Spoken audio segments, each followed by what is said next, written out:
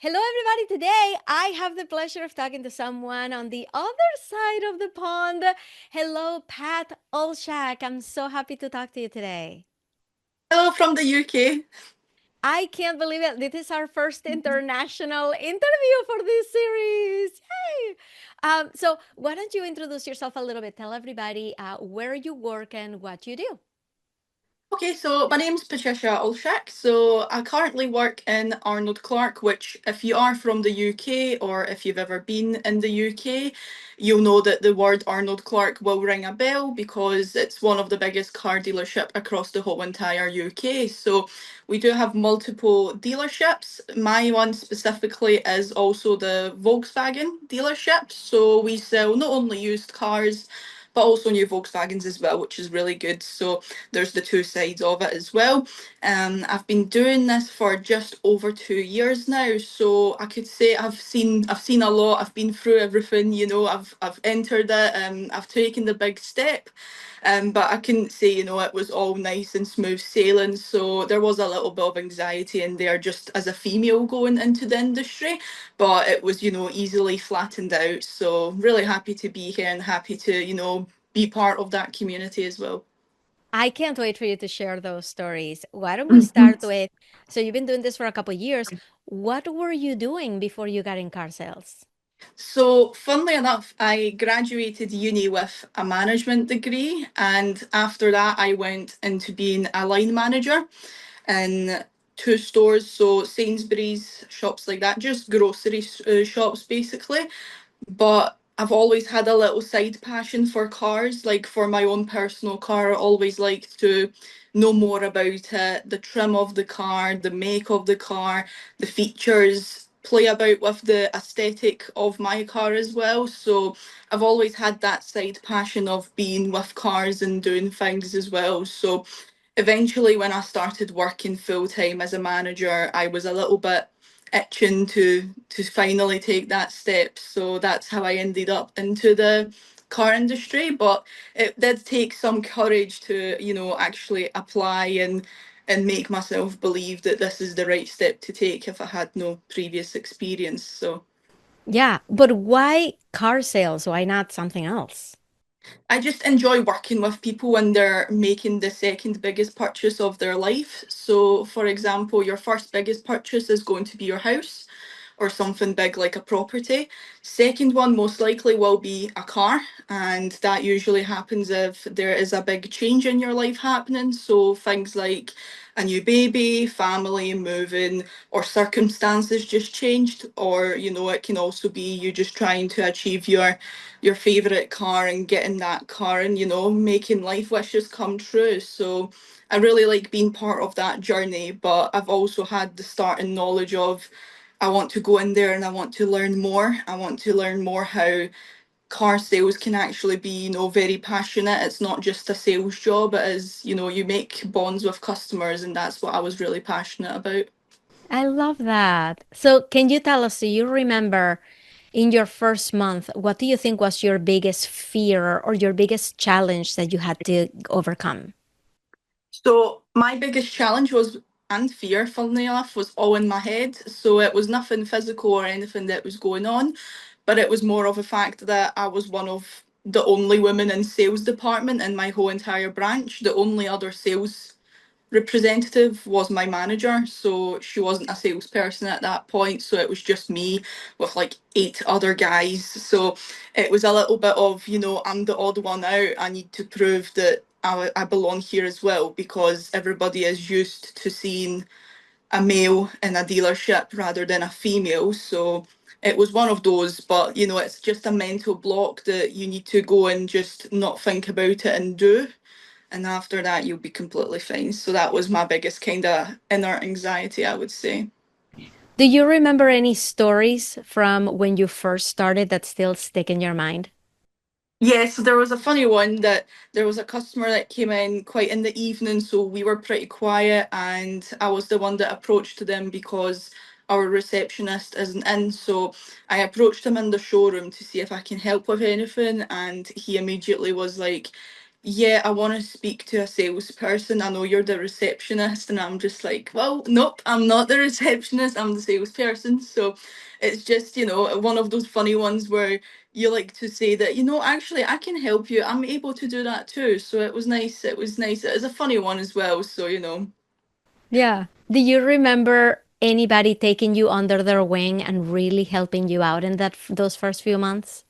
Yes, so weirdly enough, my first ever car that I've purchased, this was like 4 cars ago now, but my first ever car that I've purchased was from that exact dealership, that branch, and the salesperson, his name's Hubert, he was really nice and he was the one that sold me the car.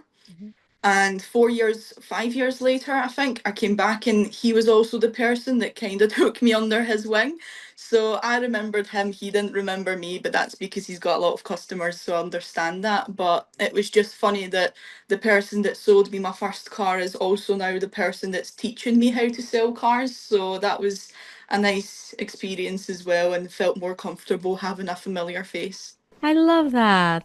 Do you remember one particular lesson that you learned from this person that still stays with you?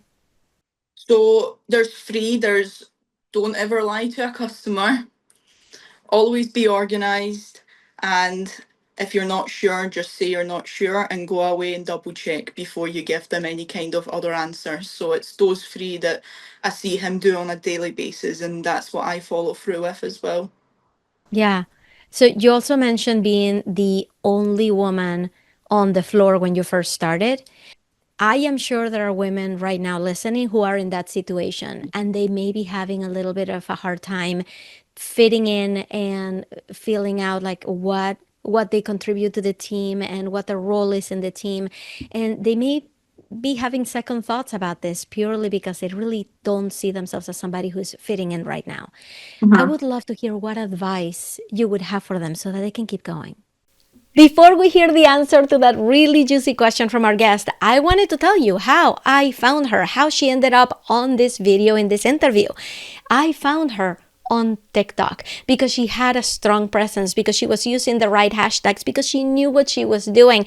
And that is how your customers find you. That is how you establish your authority in the marketplace. That is how car salespeople make their mark and take control of their careers, by being online. And you need to be on TikTok if you're not already. My name is Ina. I'm the AutoSocial Gal, and I'm a social media strategist for car salespeople, for car dealerships, and I have helped hundreds of people with their online presence over the past decade. And now, for the first time ever, I have created a Mastering TikTok for Car Sales course that you can have right now and learn everything I know about how to show up on TikTok, attract your right customers, and also make the experience be right for you. It doesn't have to be silly dances. It doesn't have to be complicated scripts or skits. It can be whatever you want it to be. And in this course, I really put everything that I know so that you can have the kind of presence that is going to make you go from unknown to unforgettable, so that people want to drive 2 hours out of their way to come and buy cars from you. I have you with the list of equipment that you need, with all of the TikTok features. I am going to show you exactly around the app. I'm going to show you how to simplify the analytics process. You don't have to know everything right off the bat to be successful. I'm going to show you how to stand out with your unique personality. I'm going to show you the viral examples so that they inspire you and you know exactly what to post, and so much more. And all of this can be yours right now. And I want to give you a very special $15 off code. The price of the course is going to keep changing. I just put this out there and the price is going to continue to increase. So don't rest thinking that the price is going to stay the same, and grab this code right here for your $15 off, no matter what the price of the course is. Just code this QR code, take a picture of this QR code, or go to autosocialgal.com/TT for TikTok. Get it? And use the code YTGals. That stands for YouTube Gals, so that I know you came from this video and you're coming from here. It's all in that QR code. If you go to autosocialgals.com/TT, it already has the code baked into it, and you can go and grab it right now, because I want to see you on TikTok so that I can go and invite you to be on this YouTube channel, elevate your authority, and inspire others. All right, now let's go back to the interview. So my best advice, and if you just imagine this first, so if you ever see a horse with the wee little caps over its ear, over its The eyes, blinders. yes, the blinders. So, and you just look forward. You don't look to what's going on around you. You're just looking straight. So theoretically, that's what you have to do. You can't look around what's going on around you if someone's doing well or not, or what's going on, or what they're thinking, or anything. You're just looking straight ahead, and as soon as you have got that ability to look ahead, then you will believe in yourself and you will just smash it. So that's the number one thing for me, I think, because there's a lot of people in there, that could be on very high sales or doing really great and everything, but because you're the only female, which in my case is what's happening, is you might think that this is because whatever else, but if you just have this kind of mindset, you'll be completely fine. I love that. That's amazing. Um, Sticking with like that beginning, like from your first few months, what do you think is the biggest misconception that people have, that women have when they become a car salesperson, that you would like to dispel right now?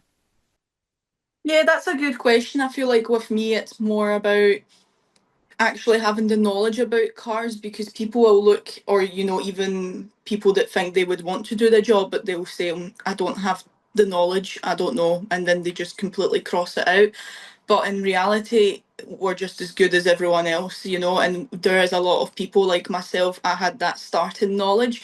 I've toned it down for a very long time, because I did think about going initially, straight to that kind of job, but I just thought, it's not worth it, it's pointless, I'm not going to be in, essentially it was just a waste of time, and it's not, it's all just, in your head. So How do you handle if you don't have the knowledge about a particular car? What is your best advice for salespeople who are still learning about the actual so car mechanics? my best advice is to physically, presuming you've got the cars outside, go out and actually in your free time when there's no customers or anything, just physically go out and touch the car. And you'll soon start to realise that there is a lot of similarities, different options, logos and stuff, that you will just start to muscle memory and you will memorise it all. So basically, before I was my own saleswoman, I was a sales assistant. So I didn't sell my own cars. I was helping every single other salesman in the branch sell cars. And there is no one that will actually go through a full course with you to say this is this manufacturer, this one, and whatnot. You have to hands-on learn it. So it's a very hands-on thing. As long as physically do it, you go out and you put the effort in your spare time rather than just sit at the desk, then you'll start to realize that this is this manufacturer and whatnot, and what feature is this and everything. So I would say that is a really good approach, but I would always recommend looking at a manufacturer website as well, because everything's there and it can't be wrong. So that's the number one thing. I love that. That is amazing. Nobody has said that. Actually, go and touch the cars. Yeah, I love that's that. probably the best bit, wouldn't it? It's simple if when you break it down, I believe. So Yeah, I love that. Switching gears a little bit, did you have a favorite customer story? I even sold a car to my mum, but I feel like that's an easy one, so I'm not going to go into that one. But there was a woman that entered the dealership with a big notebook, and the whole page of that notebook was full with like different cars, from hatchback to SUV to saloon to EV to diesels. Like there was no familiarities, and she was really confused. And she was also an elderly customer as well, so she needed more assistance, which is completely fine. So when I saw that notebook, I thought this is going to be full day. We need to put our thoughts into this. But in reality, all she needed was, because this was her first time in a dealership physically going in rather than doing everything online, she just needed to sit down with me, and it took us only one appointment for her to figure out, okay, well, this is what I want, this is what suits me. And she really appreciated that. And for me, that's the ultimate way of knowing that, you're doing your job right. So after that appointment, that same day, she walked out with a new T-Cross. So essentially, she just wasn't sure what she was wanting, and she just needed someone to take her through that journey. So that was a nice one for me. I feel like that time being spent as well.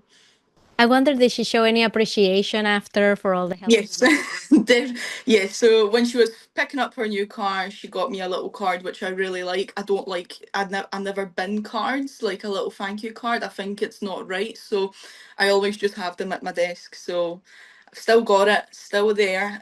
Lovely. There are some customers that also bring you chocolates if they feel like you went above and beyond, which is always really nice as well. That is so nice. Okay. Let's talk a little bit about social media. How important is social media for a car salesperson? I feel like in the 21st century, it's only just getting much, much more important every single day. So, yeah, I would say it's pretty much one of the core things you should be familiarized with when you're a salesperson. Yeah. What is your best social media hack?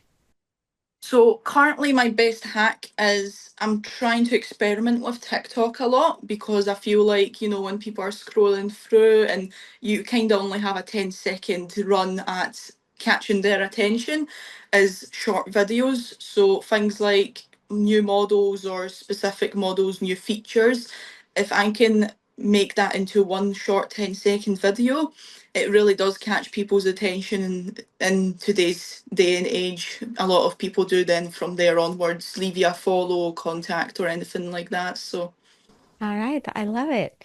Okay, as we're winding down, I want you to imagine that I'm going to put you on the stage with 1,000 car sales women in front of you. What is your big message for them? What do you wish they knew? What do you want to tell them? I feel like I would tell them to not think about it, just do it. So any kind of hesitations, you don't need to hesitate, you just need to go out and do it. If you go into car sales, you already know that you will be helping people that are either vulnerable, difficult to deal with, easy to deal with, everything. And, you just don't have to hesitate. You go with your gut feelings. So it's customer service, but transitioned into sales. So in cars. So that's why I would say just don't think about it, don't hesitate, just go for it. I love it. Pat, this has been amazing. I can't believe I get to talk to you. And could you please share with everybody where they can find you, the name of your store, and where to follow you on social? Yeah, sure. So first of all, you can find me up north in Scotland. So in UK and Scotland, I'm currently at Volkswagen Crow Road, which is in Glasgow. So if you just type in VW Crow Road Glasgow, it comes up. We're all there. One of the biggest Volkswagen dealership in Glasgow actually as well. So you'll find me in there. In terms of socials, I'm thinking about going into Instagram, but I'm not quite there yet because this is a full-time thing for me when it comes to working. So you can find me on TikTok. On TikTok, I'm sure my username is Pat Volkswagen or Pat Sells Volkswagens. Changed it quite a few times because I'm still, everybody's learning, so I'm still getting there. And I'm sure at the end we can also double check my username on there. So currently on TikTok, physically Volkswagen Crow Road, Glasgow. I love it. And we are going to put the link below so that everybody goes straight to find you. Again, thank you so much for doing this. It's been such a pleasure to talk to you. No worries. Thank you so much. You too.